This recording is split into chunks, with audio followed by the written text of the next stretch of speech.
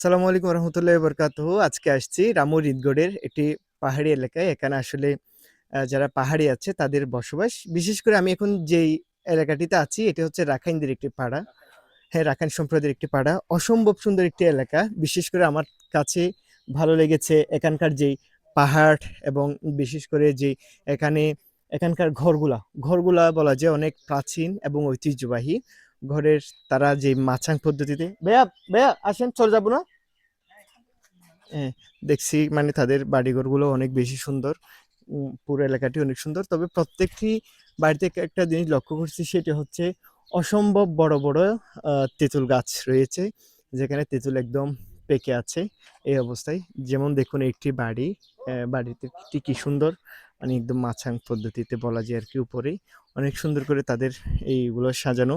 এদের আঙ্গিনাগুলোও আসলে অনেক সুন্দর, না?